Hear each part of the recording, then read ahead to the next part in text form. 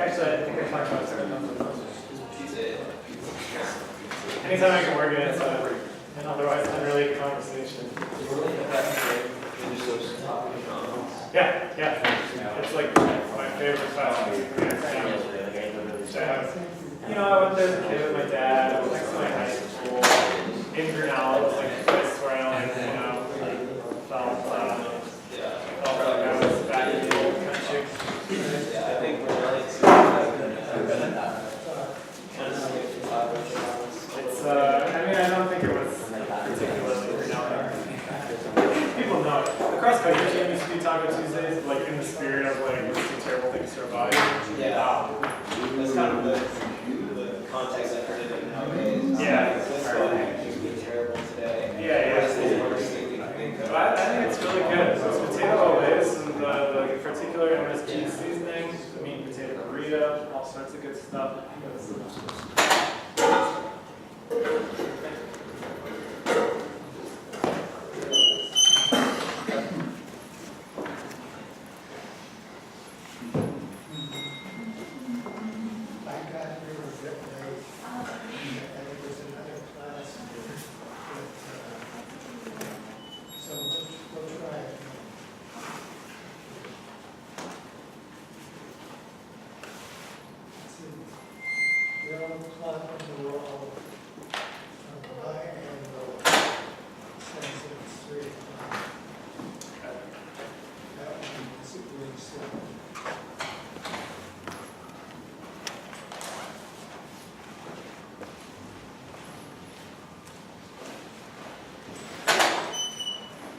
How many students do we have, do you know?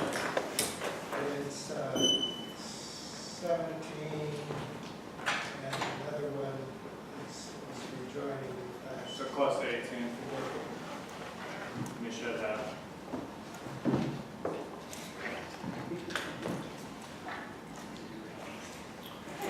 Well, you want me to give it another minute or so? Let's seize the day. Yeah, sounds good. Only got so much time. Okay, hi everybody. How y'all doing? Good. Anything fun transpires from Monday to today? Did you seize the day in between? It was Tuesday. It was Taco Tuesday. I ran with the cross country team, which was fun. Except it was mile repeats, which is a terrible day to come back. Unless like you haven't had a workout like that for like 10 years. So it was a good day to go back. So a little context to my additional stuff today. I have half the period, it's 25 minutes. I got a buzzer going off, I'll know when I'm done. And then you're chatting with Chris afterward about a broadly related, but otherwise very different topic. And I think I mentioned on Monday, probably at some point, that like the work of cat tipping is to diversify our body of writing by underrepresented voices to include people with developmental disabilities. There's a lot of writing out there about this population, maybe by doctors, by caseworkers, by parents, etc. Not a lot of writing by them.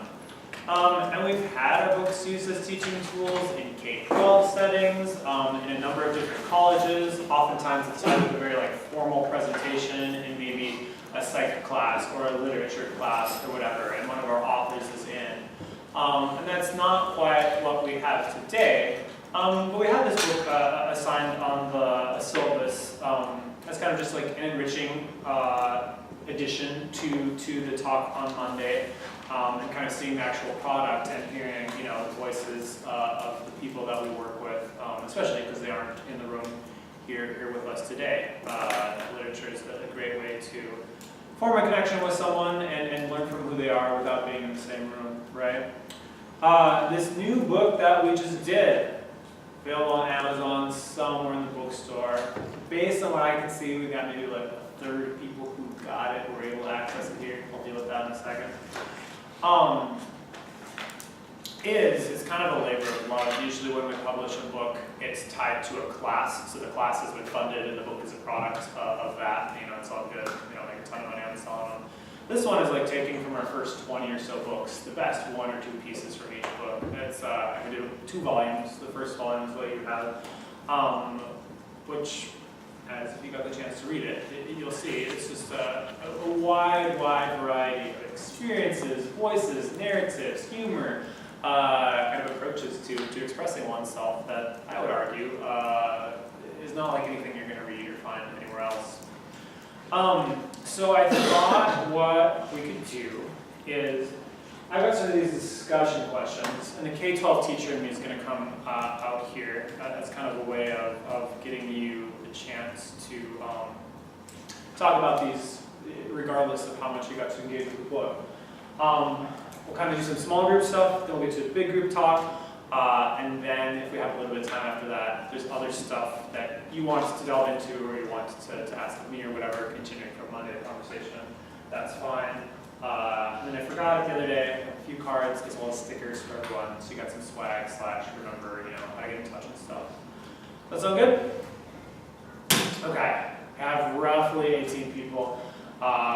Over here, say number 1, and then number off, like 1, 2, 3, 4, 5, 6, and then start at that 1. So you're number 1. 2, 3, 4, 6. Now you're 1. There you go.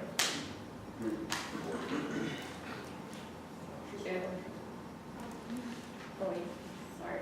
Hey. Oh, 5, okay. 6. 1. 2, 3, 4, 5. There we go. 6. Perfect. Okay. So you've got 3 people in your group. Hopefully out of those 3, someone got to read the text and has it in front of them. If not, you're going to have some fun. So get into your group, and number 1's, your question up there is number 1. Number 2's, your question up there is number 2. Can you read the others and think about them and discuss them? Absolutely, okay? But I want you to just get in a group and talk about that question as it relates to the text for about 5 minutes or so, and then we'll come back and discuss them all as a big group. Sound good? Cool. You can pick where you want to go. 6, 6, 4, 4, 6. No, we did it. Yeah, well, this is a good chance to start with 4 minutes, have a reader's guide, or something like that. I found it. 5.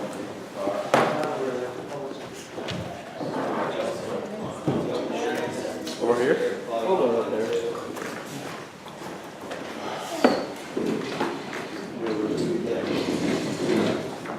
Okay, and talk amongst yourselves. Be honest, I'm not the one giving you a grade, so is there any group where like nobody got to engage the text, or you have none of the writing in front of you whatsoever, and you're like really up a creek? Bigger? Okay. Did any of you get a chance to read stuff? Okay, so basically go to our website, click on use our books, and then there's excerpts and stuff. Even if you click on use our books and refresh it a few times, you'll get like 10 random different excerpts. Obviously not the same as reading a whole book, but it gives you a starting point for conversation. So I actually. Same with the group in the back. Nobody had it. You're good? Okay, cool. Thank you. Read those. So you have a book. Answer the question. Okay. So question 2 is many pieces in this anthology takes its rising from absurd figures to westerners and such diversion. And honestly, I think looking at it in terms of like Continue to be surprised when affordable and casually verbal, just like our basic teaching skills are to facilitating a meeting, leading a team, or whatever.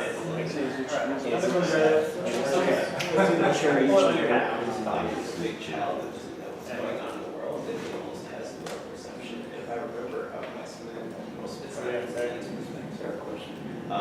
are almost entirely based on we don't share You can also look at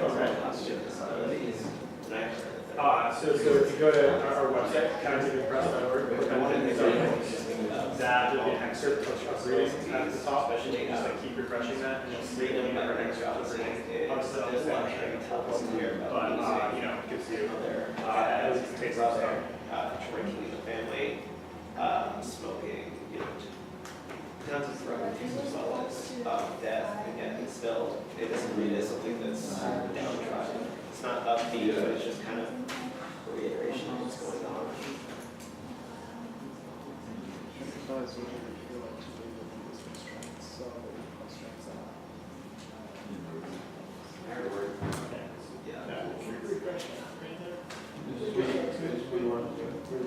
Yeah, you can do that. Oh, that's actually true. Yeah. And also just. Oh, yeah. Clicking refresh back will see. Michael, do y'all need to sign a sheet? The only sheet, anybody? Silent sheet? Rick? Teacher. Or that? Can you pass this to me? You got the right idea. I guess we're looking at the first question. What is the real value? You need to take a minute or two to read and then start discussing, that's all right. To discuss.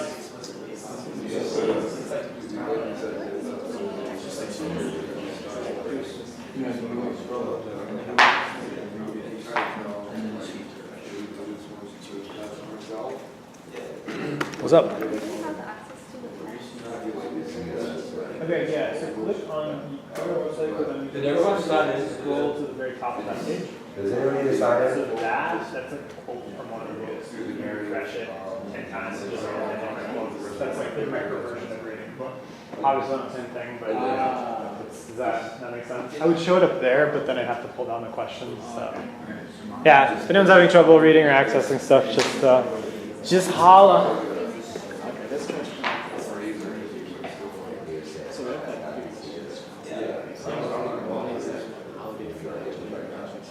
I think what we're both getting at is that part of its value is, but I don't know if that's the point of having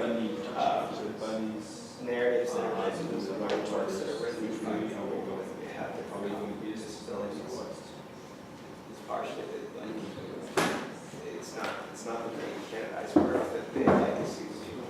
They see like people with disabilities as like somebody that feels it's a way to like show everyone that people with cognitive disabilities are people as well too. Yeah. I was kind of noticing this sentence is really short. I kind of like that they were very clear. There's no sort of trying to, yeah. I was like, I feel like that kind of use like big words.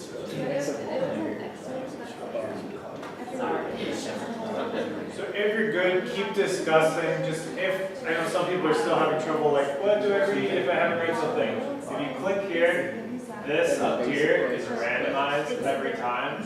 So if you keep clicking it, you can get a different excerpt. You read 5, 10 excerpts. You got a sense of what some of the writing looks like. You can also go down. Yeah, you can preview those. Sometimes the preview is only an introduction. Yeah, so just share how that goes. Keep going. Glad you're talking.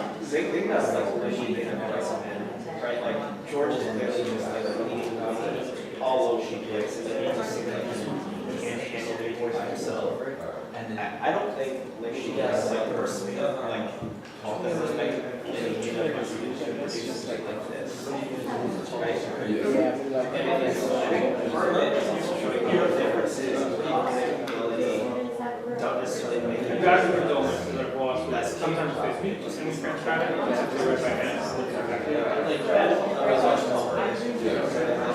basically we're just trying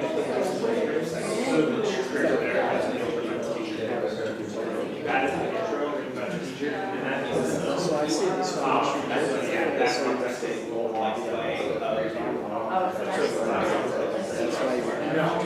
We do have something to reserve by students, but it's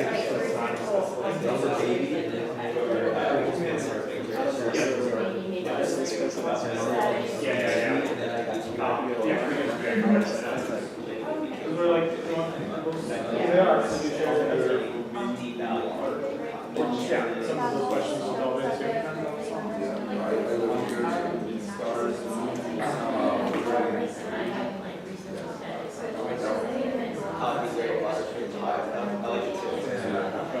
Why specifically? Oh, High School Musical 2 was like kind of wild because it's not about High School Musical at all. It's about multiple people.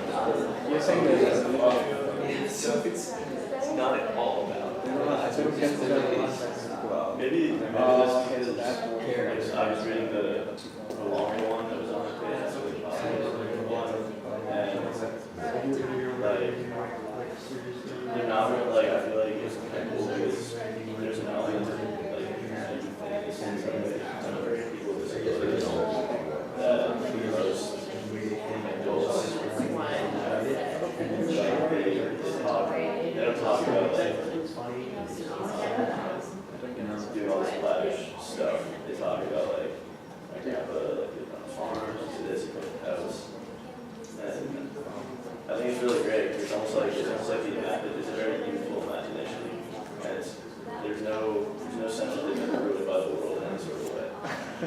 Yeah. I'm gonna give you about 2 more minutes, and then we'll kind of come back together as a group and share what we talked about. I don't doubt that Luke Johnson was the person who wrote that original poem about, that dealt with being seen but also clear to the dead, and that his dad had to be more dad than his dad.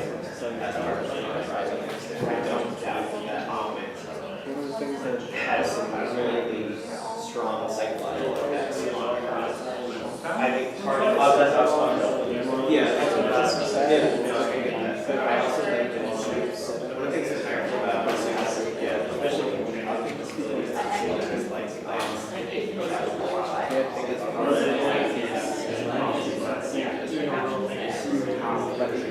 different types of Good services shouldn't just be. no, I agree. I think one way that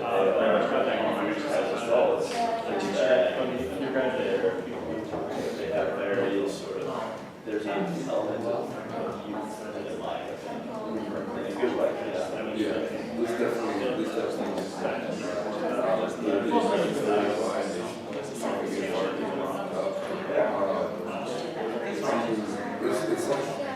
like when kids go. Not really. No, it's very, very, unique for life. There's a lot of people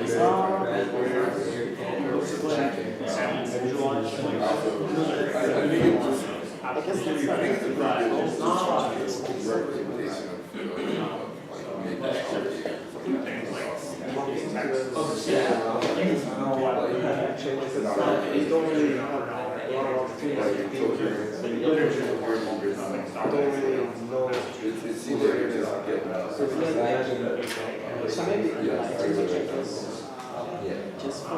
Yes, part of all these people carry, their knowledge of stuff like that. All your various. Yes, but everyone never interacts. All right, to keep us moving.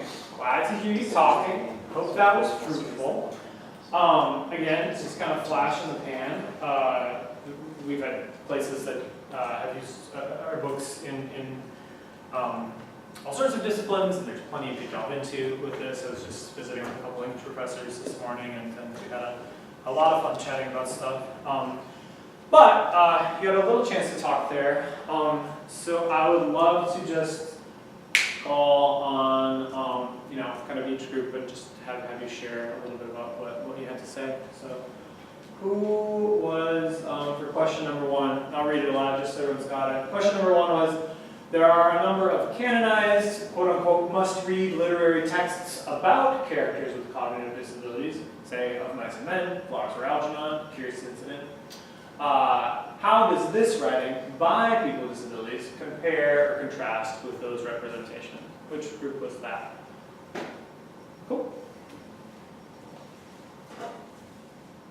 I guess what we kind of talked about is that each of those, like seminal texts, I guess like they're about, they're obviously about people with cognitive disabilities, not written by people with cognitive disabilities. So when the author, tries to portray what they think a person with a cognitive disability, would say or how their brain would work, is obviously a person without a cognitive disability just like imposing themselves into that identity, I guess, right? So then it's very much, it isn't necessarily going to be representative at all of what it's actually like. And then furthermore,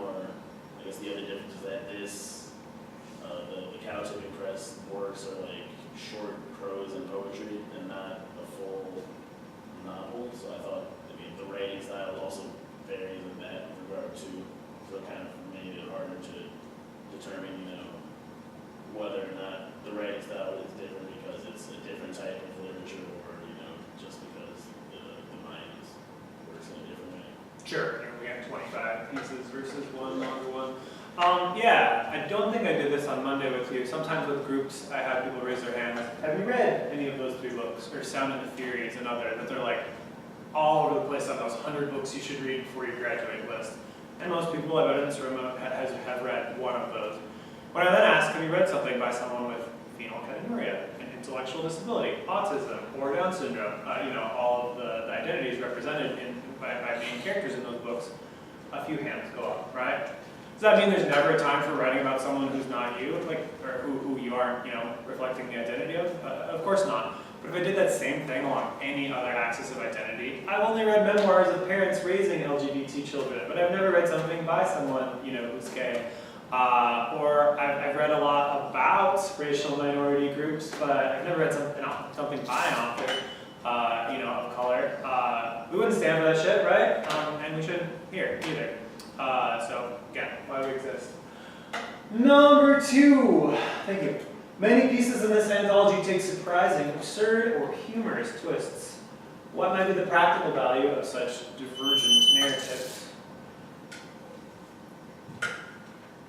Okay, so one of the things I think we talked about this question, I think, in relation to question number 1 as well. So it's hard to talk about the best accounts of press without, in some ways, being informed by what's currently in the canon. And kind of what we talked about was like, Of Mice and Men and Flowers of Algernon, which are the 2 books I've read, seem pretty problematic when you think of how people with cognitive disabilities are actually portrayed. Whereas like the differences, especially the differences in terms of like imagination, as well as dealing with both somewhat like very like life, as well as very like kind of terrifying stories, all in one volume of the Counterfeit Press represents like a vast diversity of perspectives and like writing styles that I don't think we would get out of the normal canon here. And so like the practical value seems to be that like people with cognitive disabilities are just different ways of thinking about things, and like the writing style doesn't really change all that much. It's not everyone's Lenny and not everybody's Algernon. Yeah, I think something I take away is just the tremendous diversity of stories and approaches to telling them among our authors. Sure, it's a group of people with a shared identity, but within that group, there's such rich variety of experience and personality and opinion and quirks. Yeah, and I think about this a little bit because how we tend to conceive of the economic value of people with disabilities in a very crass term is like, okay, you can do this sub-minimum wage paid, piece rate labor in a place with just people with disabilities, right?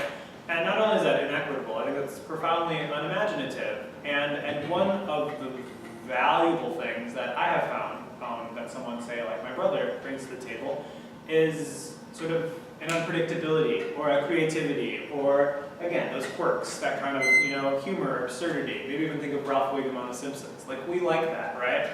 I've been to startup incubators in like San Francisco where people are like paying lots of money to try to train their brains to think divergently or to not just be linear or to kind of be off the wall and off the grid.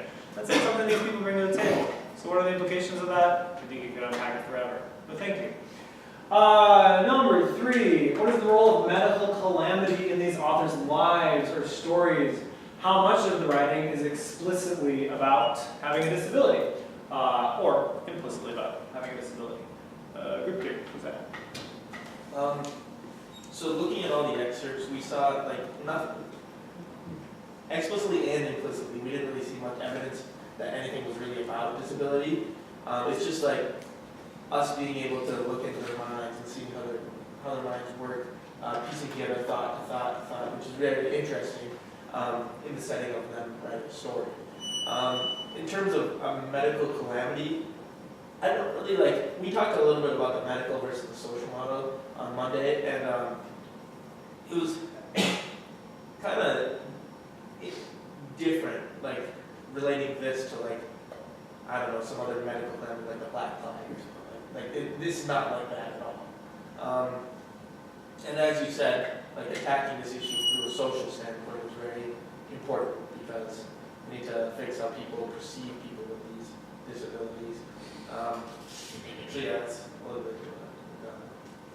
Sure. To connect to question one, I think a lot of those texts that feature characters with disabilities, the authors kind of go out of their way to show with each action or piece of dialogue that this person has a disability. Maybe even talking about it or whatever. But what is the life of someone with a disability? Do they spend 24/7 saying, hey, I have a disability, this is what my life's like. Hey, I have a disability, this is what my life's like, ad nauseum. No, they just live their lives, right? So I think that's one takeaway I get, that like what people spend their time thinking about and engaging isn't just thinking about that identity of themselves. If you delve into our work, there are absolutely instances of people talking about, here's when I had a surgery and this is what this looked like, or here's something really challenging about having a disability, or here's something that's really great about having it, or this is my like manifesto of what disability rights should entail. There's one, and I don't know if you read the piece, but Overprotective Mom. I feel like that's a fun one in that first volume. But that's maybe 10% of what we publish. So, you know, I think that's an important takeaway too. Something can be central to your identity, but it doesn't mean that that's the only thing you think about and engage. Number 4, where do you see non-standard grammar, usage, punctuation, or capitalization, and what effect did these departures from standard English have on you as a reader? Yeah, so some non-standard grammar and stuff is, in some of them, sometimes it's all over the place. It's not really like uniform between each one. Some of them seem to be perfectly fine. But there were also a bunch of different like tone changes and with that, like throughout them, like normally people would have a certain tone. It'd be like funny, it'd be serious when they're writing a piece. But with a lot of these, we see that they have a lot of thought that's going into their mind, and they just express it differently and creatively. And it's so how does that affect us as a reader? It's engaging, and we like to interpret it. So like one of them that I have here is when I was a baby in 1993. I had 2 holes in my heart. They did the surgery in the dark with a flashlight. My mom called me ugly baby, then I got cuter. So it's like a bunch of different emotion, a bunch of different changes in the setting, and there's some punctuation problems with that. But it's fun, it's creative. It keeps you really focused on what they're trying to say. Thanks. Yeah, we apply, maybe I've said this, but an exact words only philosophy. Like we want to, as authentically as possible with only minor edits, share what people have to say. Because in the space of creative writing, again, what do some neurotypical or non-disabled writers work to train their brains to do? To think divergently, to break the rules, to, as Ezra Pound put it, make it new. And that's an asset that a lot of our authors bring to the table in the first place. And also, I've had a teacher draw kind of a connection to, there's a bell hooks essay called Teaching to Transgress that's about honoring the non-standard English and voices of, say, Black American kind of vernacular, and the politics of that and what that looks like in education. So there may be some corollaries there too. Of course, there's all different types of English. Number 5, did you see aspects of intersectional identity, solidarity, or conflict in any pieces? Where does disability advocacy overlap with other forms of oppression and resistance? Where does it get messy? Who's 5? We read a piece which title was Respect, and we found out that there is an interesting phrase which advocates not only disability rights but also people with different races and different sexuality. And we think that rather than finding some like conflict area between disability advocacy and other advocacy, something like that, we found out that disability advocacy not only fights for the rights of people who have disability, but also people who are in the who are oppressing daily lives in social lives. And also just going off of the point of group 3, like many of the poems that we read, they never explicitly said that they were by a person with disability. So I think just the poem itself is kind of a piece of action, or kind of because they're showing that, well, they're doing the type of work that has been long thought that they weren't possible or that they couldn't do. Yeah, just showing up as advocacy sometimes. Yeah, I mean, we've definitely got pieces where people are like expressly, rah, you know, we're on board with these other forms of you know, equity. And definitely pieces, you know, that I choose to publish sometimes, because I think it's important to honor people's humanity and the ways that they, you know, are complex, that, you know, might be offensive to another group, or, you know, I can think of a few. So those are maybe sometimes when it gets messy. There's the idea our liberations are all bound up in one another, right? That doesn't mean that like fighting for all at once is very easy or always possible, but it's definitely something we think about and that manifests itself in our work, including published. Okay, this last one's long, I'll read it. This is combining a whole lot of things. Religion, sexual desire, loneliness, and connections with animals, family, or staff are all recurring topics in both volumes. Additionally, there's some loaded words within the world of developmental disability. The community, which means any place that's not just people with disabilities. Outings, going to those places.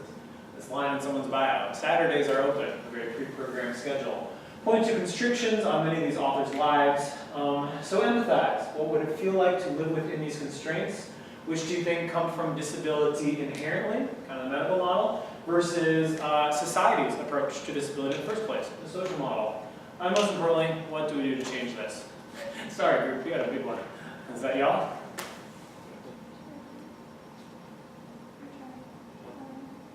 So we could definitely sense that there are much more restraints in their daily lifestyles. So the excerpt that we read was someone who were told to do every little thing that we normally do, and if they don't abide by these little rules, like an evil beast would come get them. So Yeah.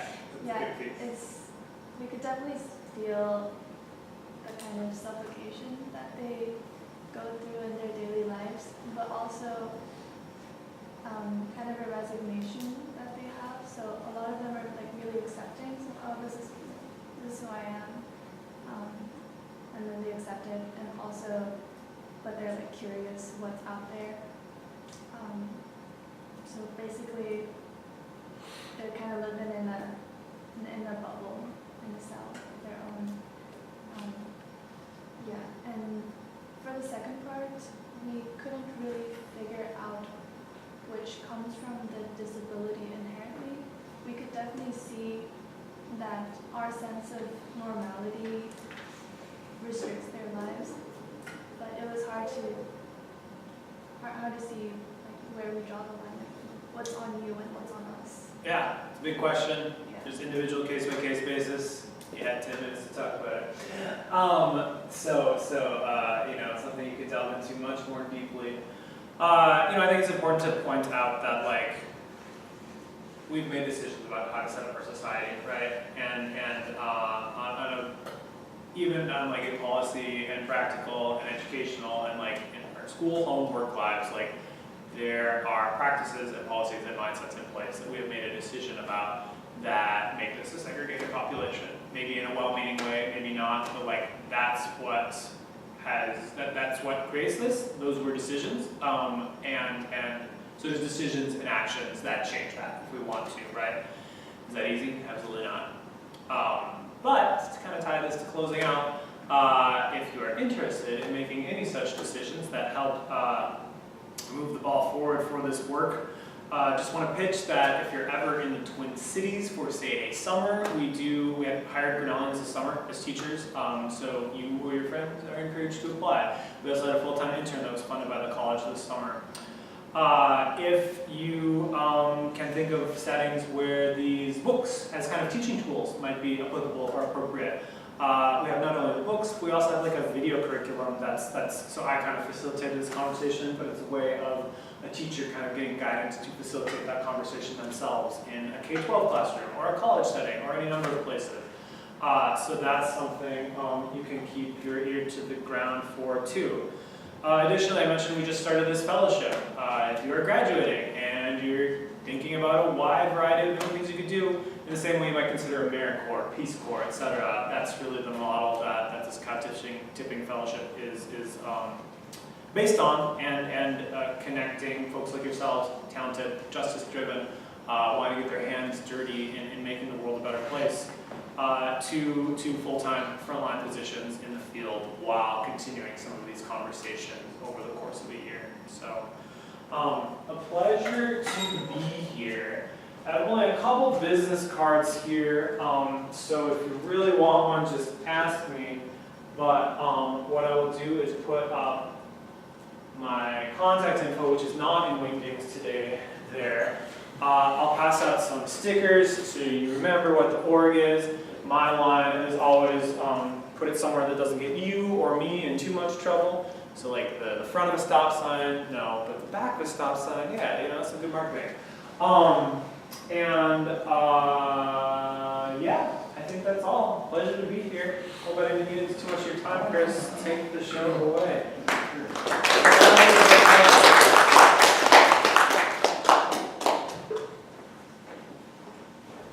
Alrighty, this is the sort of convergence from the earlier conversations. And typically what I do is I sort of walk through all of the green things we're doing on campus and then potentially what we're not doing. And then we explain this for Leonard Kerr's grant and stuff like that. In case I run out of time, I want to do that a little bit backwards. So there's an alum named Leonard Kerr's who maybe Doug has mentioned in the past that donated $5,000 per year to fund a student it's a grant process. So students come up with answers to sustainability and put forth a sort of grant application, if you will, and then Liz Weetham and I, who both co-chair the sustainability committee, sort of pick the winner, if you will. And so before I run through maybe what we're doing on campus, I just want to make sure I mention a few things.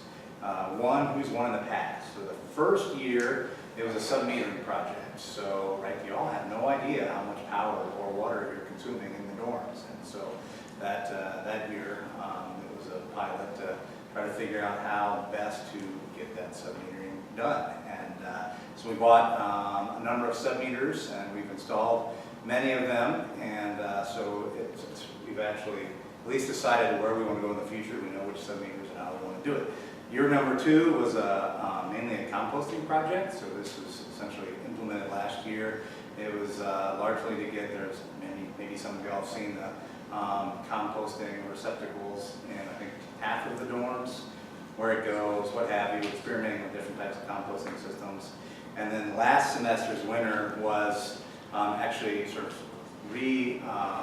so the sub-meters, okay, we figured out how to gather the data, but we didn't really know how to put it in your hands easily, right? How can we get you live data that you can actually use? And so that grant was to figure out the software interface, how to collate the data, and how to get it in your hands. And so that's what we need to start doing this semester, is take that 5K and figure that out. So moving forward, a couple things I would note. One, please, by all means, if you have a project, come meet with me and we can talk through the project. I can explain if it's something we've thought through in the past or not. And if we have, I can explain at least some of the obstacles that were historically there, and then you all can decide whether those obstacles are still here or not. So that's important. And then 2, also think through who's supposed to implement it, right? So in the past 3, it's been the sort of eco-campus sustainability committee. And so we're the ones that will be implementing it. That we're going to choose projects that we feel like we can actually implement. And so projects that are sort of required years and years of sort of large community meetings and stuff like that are probably all like wonderful things to do. It's just probably a little bit unpractical for us to do. If it's a project about maybe a different department, then we should go meet with them and say it's a local foods issue. And ultimately, that I wouldn't be the one implementing it. We should go talk to sort of dining and see if, ask them the same questions you'd ask with me. Is it feasible? Or what are some of your issues with, you know, doing whatever? And so I guess the main thing to note is just whenever you come up with an idea, come meet with me. And just because I don't, you know, you don't have to listen to me, but at least I can explain what some of the issues I've run into in the past. And so with that, I've got about 10 minutes to run through sort of what we're up to, what we've got on campus, green buildings.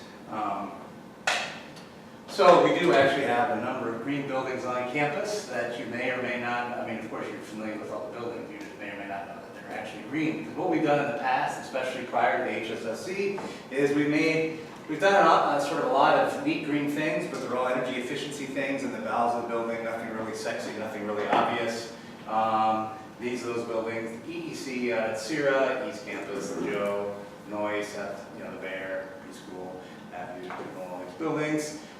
Sierra, that was the first one I would say we mostly did right. And if you can't design an environmental education center sustainably, what can you design sustainably? But it was our first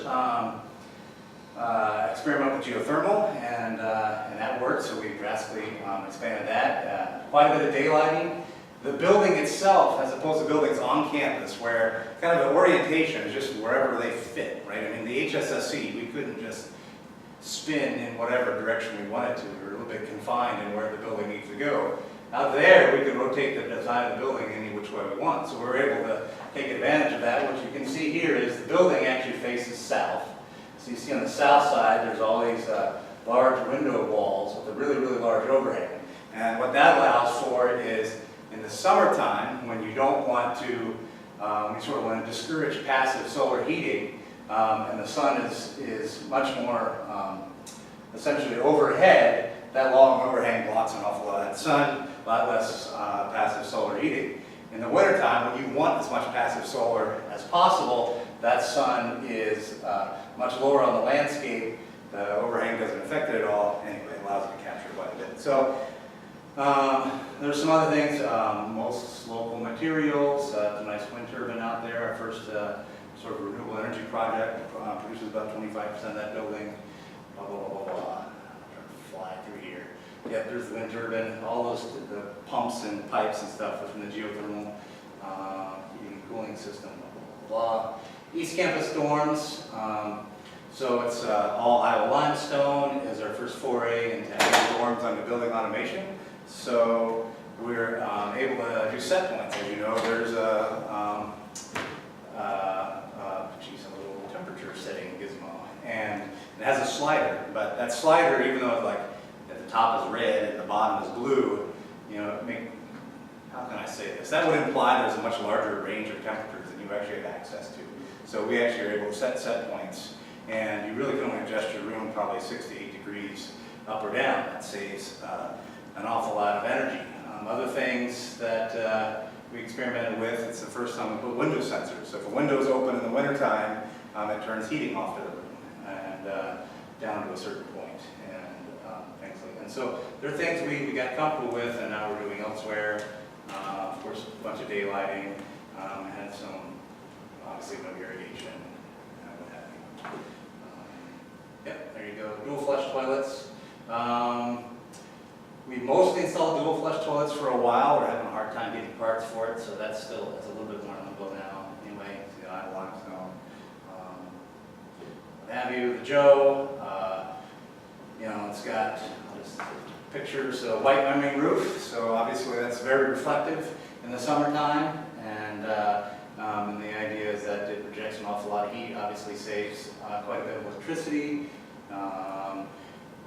With a 2.5 story north-facing glass wall, and offers quite a bit of daylighting. This is also a good example of, how can I say this? So in the past, I feel like we've hired architects to build a building. They've tended to sort of build, this is my opinion only, build monuments for themselves, and as well as not really taken in consideration sustainability when designing the envelope of the building.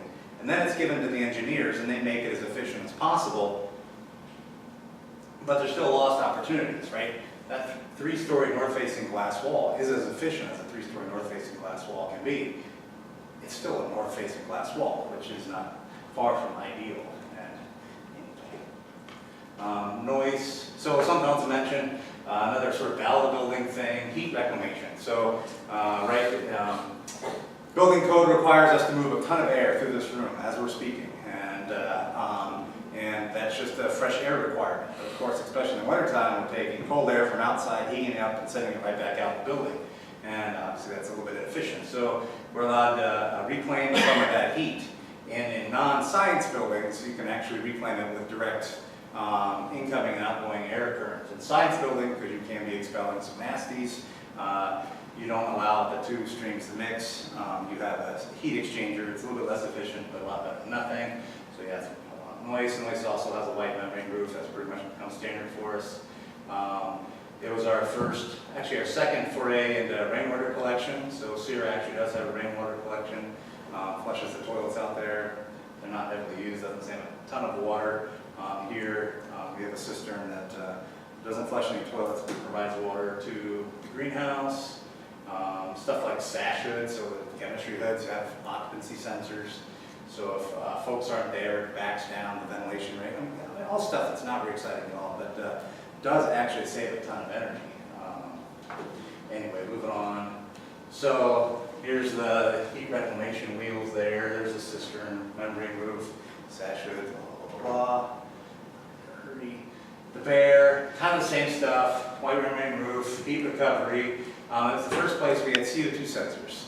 So, code requires you to move air through a room as if it has full occupancy, even if it's empty, unless you can prove otherwise. So you can imagine Derby Gym sits mostly vacant, probably 90% of the time. Moving air through there as if there were 3,000 people in there is a bit crazy. Put CO2 sensors in there, obviously, CO2 in a room directly correlates with how many people are breathing.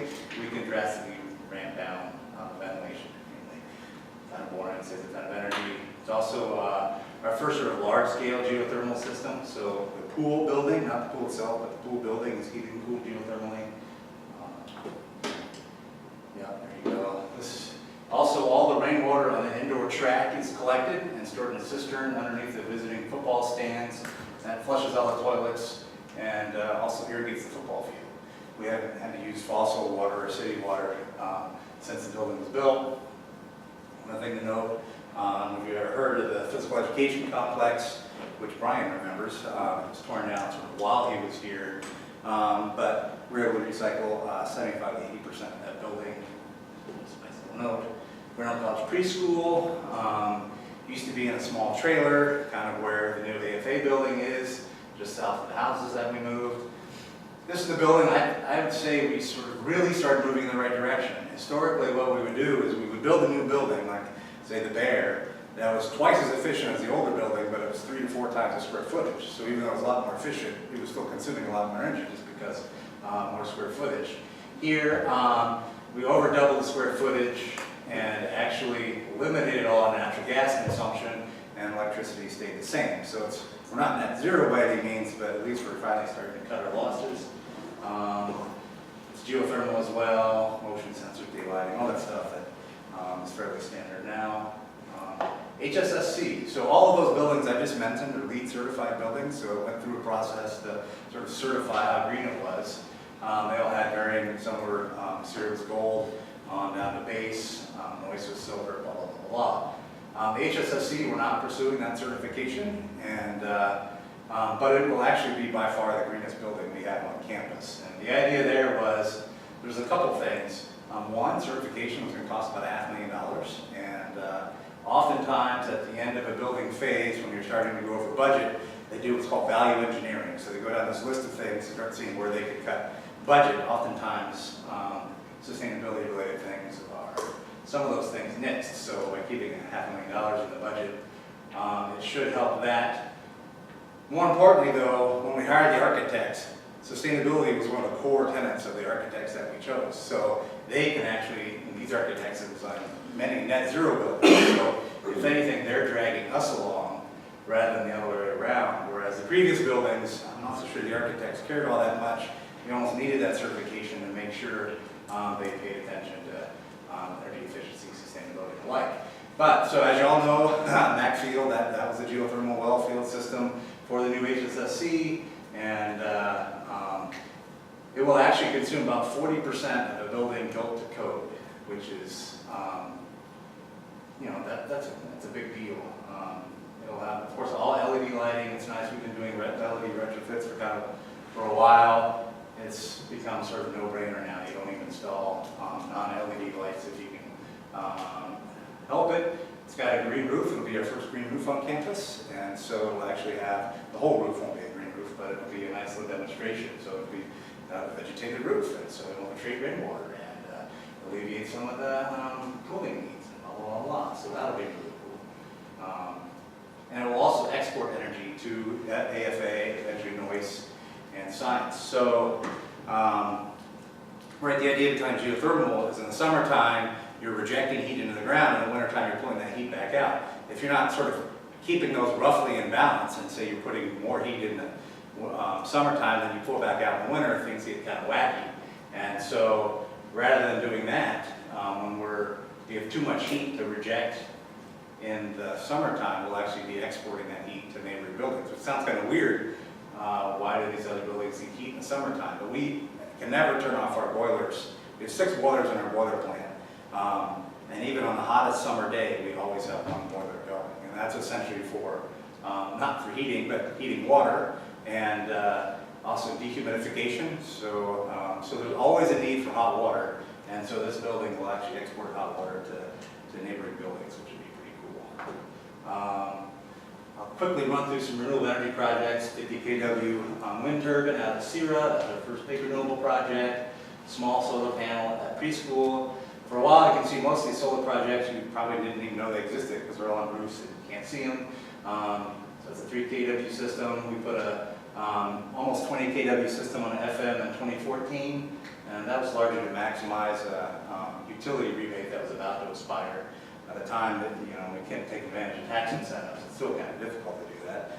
So that was sort of our one chance at getting some offset. I'm sure y'all have seen that array outside of south of the College Garden, outside of Food House. So that provides 100% electricity to Food House, also powers the electric car charging station just south of there.